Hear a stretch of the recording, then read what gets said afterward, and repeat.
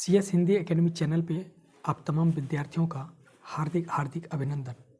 आज मैं आप नए व्यूवर्स नए विद्यार्थियों को मैं सबसे पहले अपने बारे में इंट्रोडक्शन देना चाहूँगा कि मेरा नाम नवीन सर है। मैं पिछले 5 सालों से ऑफलाइन कोचिंग इंस्टीट्यूट चलाता हूँ, जिसमें वर्ग प्रथम से लेकर 12वीं तक की साइंस और आर्ट्स की पढ़ाई की जाती है, जिसमें टीचर्स की टीम भी है और मैं एज अ डायरेक्टर उसमें हूँ। और उस अनुभव को, बीते 5 सालों के अनुभव को अब मैं ऑनलाइन एक्सपेंड करना चाहता हूँ, जिसमें आप तमाम विद्यार्थियों का सपोर्ट चाहिए। फ़िलहाल मैं वाइट बोर्ड से इस जर्नी की शुरुआत कर रहा हूँ और इस वाइट बोर्ड के माध्यम से अगर आप लोगों का प्यार और सपोर्ट बरकरार रहा तो मैं निश्चित रूप से आने वाले समय में डिजिटल बोर्ड के माध्यम से आप तमाम विद्यार्थियों को सेवा देने में कोई कसर नहीं छोड़ूंगा। तो फिलहाल आज जो वीडियो, ये मेरा प्रथम वीडियो, पहली वीडियो है इस ऑनलाइन की जर्नी के माध्यम से, जो कि CS हिंदी एकेडमी चैनल के माध्यम से आप लोगों के बीच पेश कर रहा हूँ। और इस चैनल के माध्यम से मैं फिर बोर्ड एग्ज़ाम में आने वाले वर्णमाला के टॉपिक से कवर किया हूँ सिलेबस वर्णमाला का, और इस टॉपिक में ऐसा सभी प्रश्न को इंक्लूड कर दिया हूँ जो कि बोर्ड परीक्षा 10th और 12th के बेसिस पर प्रश्न आने की संभावना है। और अगर वर्ण से कोई संबंधित प्रश्न पूछते हैं निश्चित रूप से, और पूछेंगे ही, ऐसा तो कोई बात ही नहीं है कि वर्ण से संबंधित प्रश्न बोर्ड परीक्षा में नहीं पूछे जाते हैं, निश्चित रूप से पूछे जाते हैं। और उस निश्चितता में इस आज के इस वीडियो में जो बताया जा रहा है, इसमें से निश्चित रूप से 100% इसमें से प्रश्न आएंगे। तो हो सकता है इसमें जो लिखावट है वो थोड़ा कॉम्प्लिकेटेड है, ये मैं मान सकता हूँ। और वाइट बोर्ड है, समझ सकते हैं, डिजिटल बोर्ड तो है नहीं। वाइट बोर्ड में मैं कोशिश चाहूँगा कि आप इसको थोड़ा पिक्चर क्वालिटी, वीडियो क्वालिटी को इन्हेंस करके ज़्यादा क्वालिटी पे देखेंगे तो स्पष्टता के साथ नज़र आएगी। तो मैं फिर भी जो भी लिखा है उसमें मैं लाइन बाय लाइन, शब्द बाय शब्द, अक्षर से आप लोगों को इसको एक्सप्लेनेशन दूंगा, ताकि आप लोगों को अच्छे से समझ में आए। आराम से बताऊंगा, कोई जल्दबाजी की ज़रूरत नहीं है। अगर आपको जल्दबाजी की ज़रूरत हो तो उसको फास्ट फॉरवर्ड में आप इसको देख सकते हैं। तो मैं सबसे पहले वर्णमाला के बारे में जानता हूँ कि वर्णमाला क्या है, हिंदी वर्णमाला क्या है। तो वर्णमाला का जो परिभाषा है, वर्णमाला का परिभाषा कि वर्णों के क्रमबद्ध समूह को वर्णमाला कहते हैं। याद रखिएगा, वर्णों के क्रमबद्ध समूह को वर्णमाला कहते हैं। ये क्रमबद्ध होना जरूरी है। ऐसा क्यों? अगर हम कह दें कि वर्णों के समूह को वर्णमाला कहते हैं तो ये गलत हो जाएगा, क्योंकि समूह में जैसे हम लिखते हैं अ, आ, छोटी ई, बड़ी ई, ऊ और छोटी ऊ, बड़ी ऊ और री, ये मेरा एक समूह बन गया अ से री तक का। अगर इसी को हम लिख दें अ, बड़ी, आ, इस तरह से अगर हम री तक लिख दें, इसमें से आगे पीछे करके, तो इसका भी एक समूह बन जाएगा। Got it? इसका भी एक समूह बनेगा। तो ये भी समूह है और ये भी समूह है, लेकिन ये व्यवस्थित है और ये व्यवस्थित नहीं है। अर्थात ये क्रमबद्ध है और ये क्रमबद्ध नहीं है। तो इसलिए वर्णों के क्रमबद्ध समूह को वर्णमाला कहते हैं, ना कि वर्णों के समूह को वर्णमाला कहते हैं। जैसे फूल, अलग अलग फूल होते हैं तो उसे फूल कहते हैं। जब उसी फूल को एक धागे में पिरो दिया जाता है, एक समूह बन जाता है, तो उसे फूलमाला कहते हैं। उसी प्रकार से वर्णों को पिरो करके, एक क्रमबद्ध तरीके से पिरो करके जब उसको ग्रुप में डाला जाता है तो वर्णमाला कहलाता है। अब मैं बात करूँगा वर्ण किसे कहते हैं। वर्ण, वर्णमाला हो गया, वर्ण किसे कहते हैं? तो कहते हैं वर्ण उस मूल ध्वनि को कहते हैं। वर्ण उस मूल ध्वनि को कहते हैं जिसका खंड या टुकड़ा नहीं किया जा सकता है। याद रखिएगा, वर्ण लिखित रूप होते हैं। वर्ण लिखित रूप को वर्ण कहते हैं और मौखिक वर्ण लिखित रूप और मौखिक रूप को ध्वनि कहते हैं।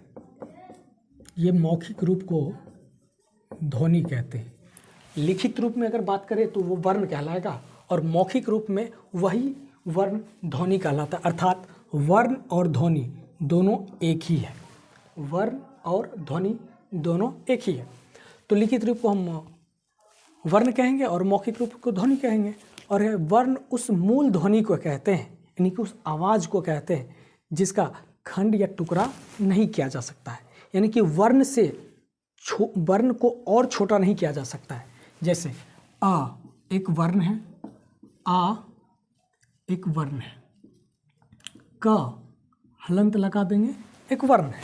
अब इससे इसको और छोटा नहीं किया जा सकता है। हाँ, अगर अक्षर की बात करें, क एक अक्षर है, इसको दो पार्ट में हम डिवाइड कर सकते हैं।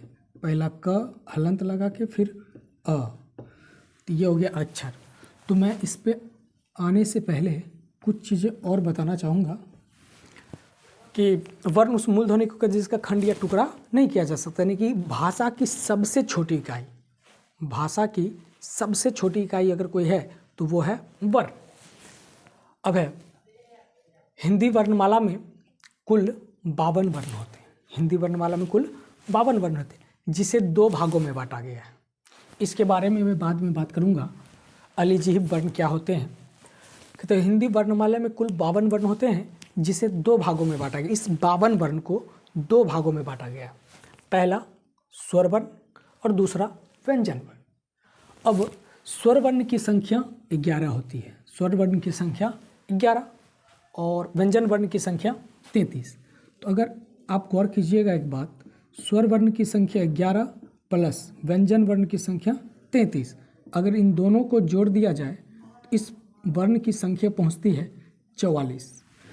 तो आप में से आप अपने दोस्तों में ट्राई कीजिएगा, किसी से पूछ के कि हिंदी वर्णमाला में वर्णों की संख्या कितनी होती है, तो वो बता देंगे कि हिंदी वर्णमाला में 52 वर्णों की संख्या होती है। डेफिनेटली जानते होंगे तो बता ही देंगे। लेकिन उसी को अगर कहिए कि हिंदी वर्णमाला में 52 वर्ण होते हैं, ज़रा उसको हमको लिख के दिखा दीजिए, तो मुझे लगता है कि 10 में से लगभग 5 विद्यार्थी तो निश्चित रूप से उसको लिखने में असमर्थ हो जाएंगे।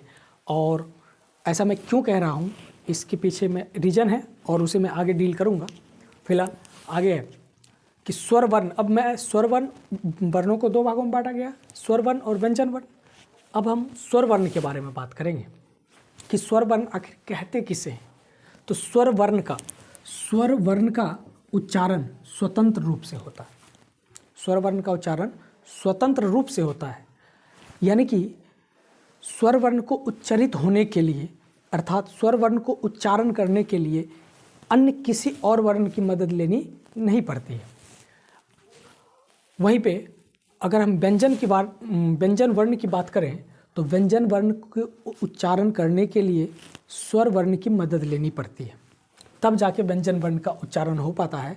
स्वर वर्ण के बिना व्यंजन वर्ण का उच्चारण असंभव है।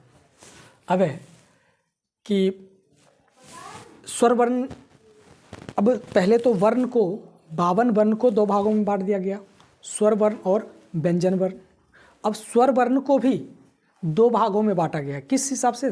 तो उच्चारण में लगने वाले समय के आधार पर, यानी कि उच्चारण करने में जो हमें समय लगता है, उस समय के आधार पर स्वर वर्ण को भी दो भागों में बांटा गया है। पहला ह्रस्व स्वर और दूसरा दीर्घ स्वर। ह्रस्व स्वर पहला और दूसरा दीर्घ स्वर। अब ह्रस्व स्वर वर्ण की संख्या 4 होती है और दीर्घ स्वर वर्ण की संख्या 7 होती है। जैसा कि मैंने बताया था कि स्वर वर्ण की संख्या 11 होती है, तो उच्चारण में लगने वाले समय के आधार पर इसे दो भागों में बांटकर 4 और 7। अब ह्रस्व स्वर वर्ण को ही लघु स्वर वर्ण कहते हैं, इसी को मूल स्वर वर्ण कहते हैं और इसी को गुरु स्वर वर्ण कहते हैं। मैं बताऊंगा किसी नेक्स्ट वीडियो में कि हिंदी के जितने वर्ण हैं उस सभी वर्णों का मुख्य आधार अगर कोई है तो वो बस 3 वर्णों में समाहित है। एक अ, दूसरा छोटी ऊ। इन 3 वर्ण ही मुख्यतः 3 वर्णों से ही सारे वर्णों का एक प्रकार से उद्भव हुआ है। 3 वर्ण ही मुख्यतः है। कैसे, इसके बारे में बताऊंगा। अगर इसमें जोड़ना चाहें तो एक री को भी जोड़ा जा सकता है, क्योंकि ये भी ह्रस्व और गुरु के कैटेगरी में आता है। लेकिन अगर इसको एक पल के लिए छोड़ दिया जाए, इससे सारे वर्णों का एक प्रकार से उद्भव हुआ है। कैसे, इसके बारे में आगे बात करूंगा। फिलहाल अगर पूछ दिया जाए कि ह्रस्व स्वर वर्ण का दूसरा और नाम क्या है, निम्न में से ह्रस्व स्वर वर्ण का दूसरा अन्य नाम क्या है या अन्य नाम क्या है, तो इन तीनों में से कोई एक रहेगा, उसको मारना। इसकी संख्या 4 होती है, जो कि इस रूप में है अ, ई, छोटी ऊ और यहाँ पे छोटी ई और री। फिर दीर्घ स्वर, इसकी संख्या 7 होती है। दीर्घ स्वर वर्ण की संख्या 7 होती है। आ, बड़ी ऊ, ए, ओ और औ, इसकी संख्या 7 होती है। अब है कि जाति के आधार पर, किसके आधार पे, जाति के आधार पर स्वर वर्ण को 2 भागों में बांटा गया है। जाति के आधार पे, पहला सजातीय और दूसरा विजातीय। अब सजातीय और विजातीय के बारे में समझेंगे कि सजातीय जैसे अ और आ, ये हुआ सजातीय स्वर वर्ण। इसी में अगर दूसरा करेंगे अ के साथ अगर ई करेंगे तो ये हो जाएगा विजातीय स्वर वर्ण। यानी कि सजातीय मतलब तो सेम जाति का और विजातीय मतलब अलग अलग जाति का। तो अ और आ एक प्रकार का सेम है, लेकिन अ और ई सेम नहीं है, इसलिए सजातीय और विजातीय। तो पूछा जा सकता है कि जाति के अनुसार स्वर वर्ण को कितने भागों में बांटा गया है, तो जवाब होगा जाति के अनुसार स्वर वर्ण को 2 भागों में बांटा गया है, सजातीय और विजातीय। पूछा जा सकता है उच्चारण में लगने वाले समय के आधार पर स्वर वर्ण को कितने भागों में बांटा गया है, तो जवाब होगा 2 भागों में बांटा गया है, ह्रस्व स्वर वर्ण और दीर्घ स्वर वर्ण। ह्रस्व स्वर वर्ण का ही अन्य नाम लघु स्वर वर्ण, मूल स्वर वर्ण और गुरु स्वर वर्ण है। दीर्घ स्वर वर्ण में ये सभी आते हैं और दीर्घ का अर्थ बड़ा होता है, यानी कि ये सब बड़ी मात्रा वाले हैं। आगे है ए, ऐ, ओ और औ। ए, ऐ, ओ और औ को संयुक्त या संधि स्वर वर्ण कहते हैं। ए, ऐ, ओ और औ को संयुक्त या संधि स्वर वर्ण कहते हैं। अब क्यों संयुक्त, मतलब मिला हुआ, अर्थात ए, ऐ, ओ और औ में ये अकेला वर्ण नहीं है, जबकि गिनती इसकी अकेले अकेले में होती है।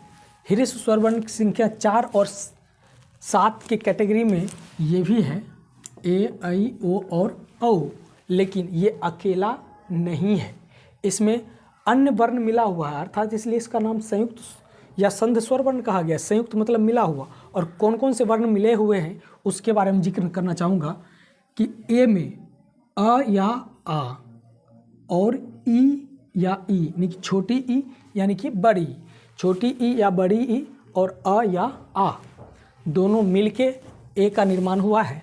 और फिर जाके अगर बात करें अ या आ प्लस ए से आई का निर्माण हुआ है। इसी प्रकार से अगर हम यहाँ लिखें अ या आ प्लस उ या ओ, तो ओ का निर्माण हुआ है। और इसी पे बात करें अ या आ प्लस ओ, तो यहाँ पे औ बन जाएगा। यानी कि औ में ये दोनों का मिलावट है, मिला हुआ संयुक्त है, और ओ में इन दोनों का मिलावट है यानी कि संयुक्त है। इसलिए इसका नाम ए, ऐ, ओ और औ को संयुक्त या संध स्वर वर्ण कहते हैं। मान चलिए अगर दे देगा एक वर्ण दे देगा अ, एक वर्ण दे देगा आ, एक वर्ण दे देगा ई, एक वर्ण दे देगा ऐ, और पूछ देगा कि निम्नलिखित में कौन से वर्ण संयुक्त स्वर वर्ण है, निम्नलिखित में से कौन से वर्ण संयुक्त स्वर वर्ण है, तो निश्चित रूप से इसका जवाब होगा डी यानी कि ऐ। अब आगे से कहते हैं इंपॉर्टेंट मात्रा। मात्रा स्वरों के प्रतिनिधि रूप जिनसे व्यंजन वर्ण का उच्चारण हो पाता है उसे मात्रा कहते हैं। यानी कि स्वर के जो प्रतिनिधि रूप होते हैं और उसके वजह से व्यंजन वर्ण का उच्चारण होता है उसे हम मात्रा कहते हैं। जैसे अगर ये क हुआ और यहाँ पे ई का मात्रा लग गया, किसका मात्रा है यहाँ पे, तो बड़ी ई का, और ये खुद नहीं आया है, ये खुद नहीं आया, ऐसा तो नहीं है कि यहाँ पे खुद आ गया तो इसको की पढ़ेंगे, बिल्कुल नहीं की पढ़ेंगे तो कई हो जाएगा। बल्कि इनके बदले खुद नहीं आया, बल्कि अपने बदले किसको भेजा है, तो ई को भेजा है। यानी कि जब कोई काम खुद ना करके किसी से करवाते हैं तो हम उसको प्रतिनिधि कहते हैं। जैसे लोकतंत्र में मालिक जनता होती है, लेकिन जनता खुद शासन नहीं करती है बल्कि अपने प्रतिनिधि से शासन करवाती है। उसी प्रकार से इसमें भी बड़ी ई खुद ना आकर के ये अपने प्रतिनिधि को भेजती है और जिसे मात्रा कहते हैं। और इसी मात्रा को कहा गया है कि स्वरों के प्रतिनिधि रूप जिनसे व्यंजन वर्ण का उच्चारण हो पाता है उसे मात्रा कहते हैं। अब है व्यंजन वर्ण। अब यहाँ तक हमने जाना स्वर वर्ण के बारे में, स्वर वर्ण और मात्रा के बारे में। तो मुझे उम्मीद है कि स्वर वर्ण के बारे में मैक्सिमम चीज़ें आपको पता पहले से भी होगी और कुछ नई जानकारी या रिवीजन आपको हुआ होगा। अब मैं व्यंजन वर्ण के बारे में बताना चाहूँगा कि व्यंजन वर्ण का उच्चारण स्वतंत्र रूप से नहीं होता है, सीधा उल्टा। स्वर वर्ण का उच्चारण स्वतंत्र रूप से होता है, व्यंजन वर्ण का उच्चारण स्वतंत्र रूप से नहीं होता है। अर्थात इन्हें उच्चारण करने के लिए स्वर वर्ण की मदद लेनी पड़ती है, जो कि प्रतिनिधि के रूप में भेजते हैं स्वर वर्ण। और आता है अब है व्यंजन वर्ण को 3 भागों में बांटा गया है। व्यंजन वर्ण को 3 भागों में बांटा गया है। पहला स्पर्श व्यंजन वर्ण, दूसरा याद रखिएगा स्पर्श व्यंजन वर्ण को ही वर्गीय व्यंजन वर्ण भी कहते हैं। स्पर्श व्यंजन वर्ण को ही वर्गीय व्यंजन वर्ण कहते हैं। और वर्गीय व्यंजन वर्ण क्यों कहते हैं इसके बारे में अभी बताता हूँ, पहले इनको तीनों को क्लियर कर लूँ। दूसरा अंतःस्थ व्यंजन वर्ण और तीसरा ऊष्म व्यंजन वर्ण। अब है स्पर्श व्यंजन वर्ण को ही वर्गीय व्यंजन वर्ण कहते हैं, क्योंकि अब यहाँ पे मैंने कचट तप लिख रखा है। कचट तप क्यों? तप जैसे क च ट त प ख ग घ अंग छ ज झ ञ ठ ड ढ न थ द ध न प फ ब भ म। अब ये जो कचट तप है, कचट तप में ये वर्ग में हुआ, क ख ग घ अंग छ छ ज, ये वर्ग का है। और दोनों में 1 2 3 4 5 1 2 3 4 5 यानी कि 5 गुने 5 यानी कि कुल 25 वर्ण होते हैं। और यहाँ पे मैंने लिख भी रखा है, यानी कि स्पर्श व्यंजन वर्ण कचट तप, चूँकि ये वर्ग में होते हैं, कचट तप क ख ग घ अंग, इसलिए इसको वर्गीय व्यंजन वर्ण भी कहते हैं। इसकी संख्या 25 होती है।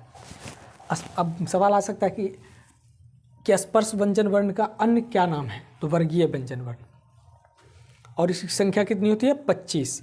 अब है अंतःस्थ व्यंजन वर्ण।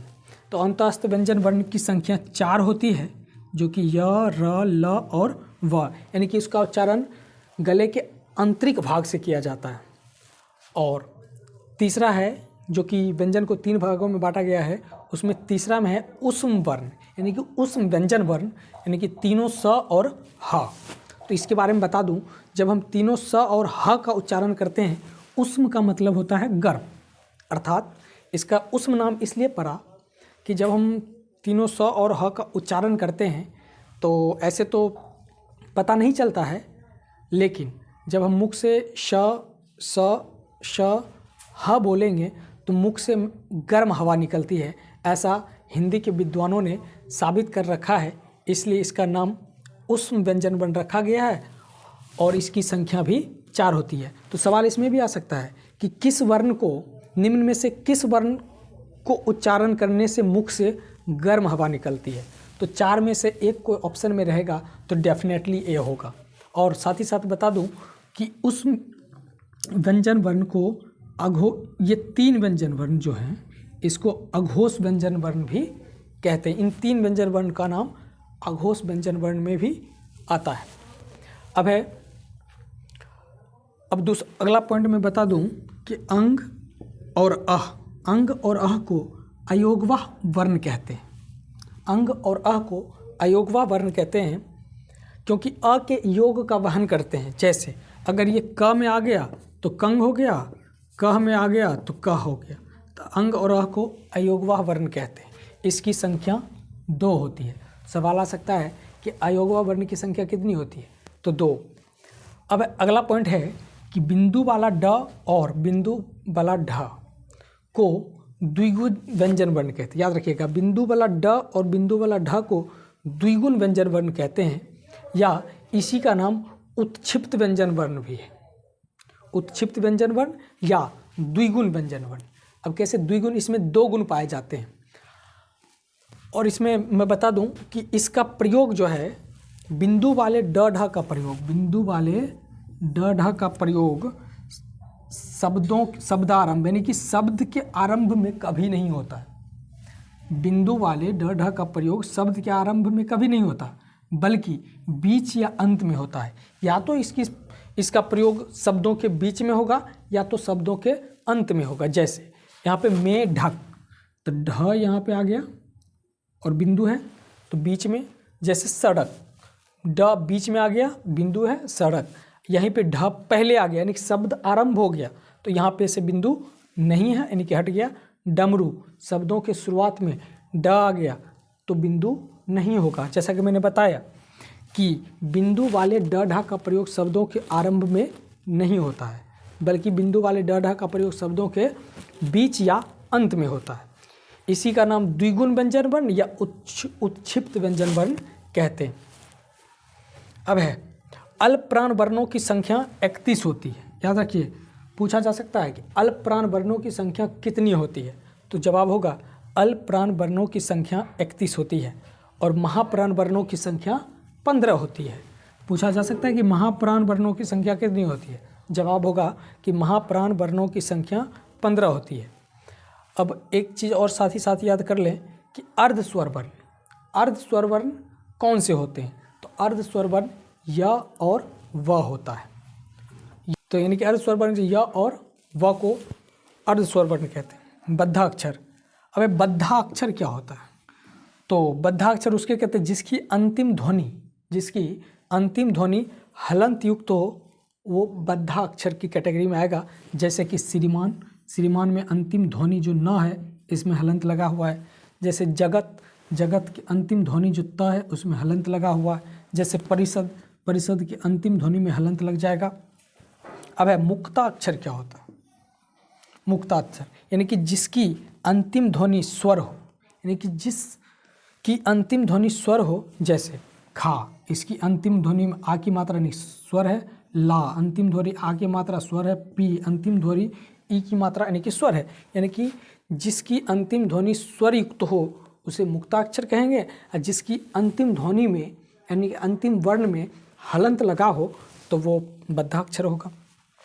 आगे है वर्ण वियोजन किसे कहते हैं। वर्ण वियोजन के बारे में जानें कि वर्ण वियोजन किसे कहते हैं। तो वर्णों को जब मतलब एक व्यवस्थित वर्ण को तोड़कर अलग अलग करके स्वर को स्वर में और व्यंजन को व्यंजन यानी कि अलग अलग करके लिखा जाता है, यानी कि तोड़ कर लिखा जाता है, तो वह उस स्थिति को वर्ण वियोजन कहते हैं। और उसी जब अलग अलग वर्ण को यानी कि स्वर और व्यंजन के अलग अलग वर्ण को एक साथ मिलकर संयोजन किया जाता है, शब्द बनाया जाता है, तो उसे वर्ण संयोजन कहते हैं। जैसे यहाँ पे पहले हम वर्ण वियोजन की बात करें तो व हलंत प्लस ई प्लस द हलंत प्लस य हलंत प्लस आ, ये हो गया वर्ण वियोजन। यानी कि सब वर्ण अलग अलग है, व्यंजन अलग स्वर अलग, व्यंजन अलग स्वर अलग, स्वर फिर अलग, व्यंजन अलग स्वर अलग, व्यंजन अलग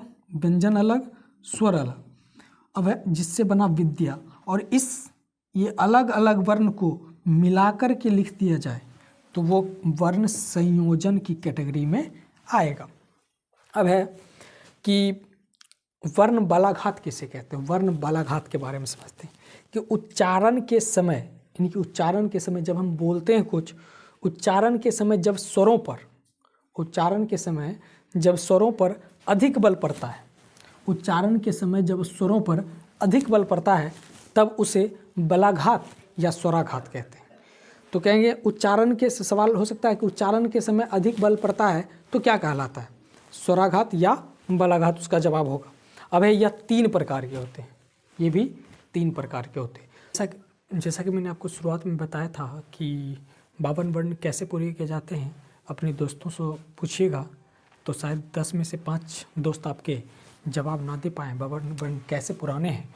तो उसके लिए मैं बता दूँगा चाहूँगा कि सबसे पहले स्वर वर्ण की संख्या 11 होती है, और फिर स्पर्श या वर्गीय व्यंजन वर्ण की संख्या, स्पर्श या वर्गीय व्यंजन वर्ण की संख्या 25 होती है। फिर अंतःस्थ व्यंजन वर्ण की संख्या, अंतःस्थ वर्ण इसकी संख्या 4। ऊष्म व्यंजन वर्ण की संख्या, ऊष्म वर्ण की संख्या 4। और ऊष्म वर्ण जैसा कि मैंने बताया तीनों स और ह, जो मुख से गर्म हवा निकलती है। अब ऐसा नहीं है कि किसी के सामने अगर क्लोजली आके मुख से स ह बोल दे तो उसका मुख में जलन महसूस हो, ऐसा तो नहीं होगा, लेकिन इसमें गर्म हवा निकलती है। तो 4। अब है 5 नंबर में आ जाएगा द्विगुण व्यंजन वर्ण। द्विगुण व्यंजन वर्ण की संख्या 2, जैसे कि ड और ढ के बारे में बताया था। उसके बाद संयुक्त व्यंजन वर्ण, संयुक्त व्यंजन वर्ण की संख्या, संयुक्त वर्ण एक संयुक्त व्यंजन वर्ण की संख्या 4, जिसमें आ जाते हैं अक्ष, त्र, गिय, स्र। इसके बारे में आपको बता दूं कि अक्ष में क हलंत और स से मिल के बने हैं अक्ष। तर में त हलंत प्लस र, ज्ञ ज हलंत प्लस यन, और स्र में स हलंत प्लस र से मिल के बने हैं। इंग्लिश में भी आप पता कर सकते हैं KSHTR, और इसमें ए का भी प्रयोग होता है। और स्र में, ये स्र में SHR, चूँकि अ छुपा हुआ है तो ए लग जाएगा। और JN, इसमें ज्ञ का JN,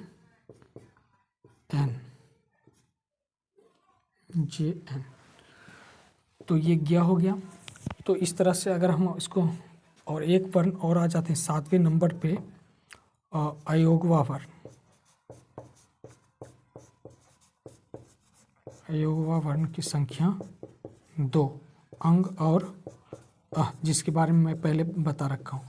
इन सबको जोड़ेंगे 11, 25, 36, 4, 40, 4, 44, 2, 46, 4, 50, 2, 52। इस तरह से 52 वर्ण हमें प्राप्त होते हैं। और मैं अंत में एक चीज़ और बताना चाहूँगा कि सभी वर्गों के, देखिए क, च, ट, त, प, ये वर्ग हैं। सभी वर्गों के अंतिम अक्षर, सभी वर्गों के अंतिम अक्षर अनुनासिक वर्ण या नासिक्य वर्ण, इसको पंचमाक्षर अनुनासिक वर्ण, नासिक्य वर्ण कहा जाता है। सभी क्योंकि इसका उच्चारण नाक से होते हैं, इसलिए इसको अनुनासिक या नासिक्य या पंचमा अक्षर बोला जाता है। अब मैं ऑल ओवर यह कहना चाहूँगा कि मैंने वर्णमाला से सभी प्रश्नों का हल कर दिया है। अब इसको एक बार आप रिवीजन कर ले या वीडियो को दोबारा प्ले कर ले और फास्ट फॉरवर्ड में कर ले, ताकि जल्दी जल्दी आपका रिवीजन हो जाए। और अंत में मैं आप सबों से गुजारिश करना चाहूँगा कि हमारे इस चैनल को लाइक, सब्सक्राइब और अपने दोस्तों के बीच शेयर करें। इससे हमें मोटिवेशन मिलेगा और अच्छे जानकारी और नए वीडियो बनाने के लिए आपका सपोर्ट और आपके प्यार की आवश्यकता है। बहुत बहुत धन्यवाद। Thank you.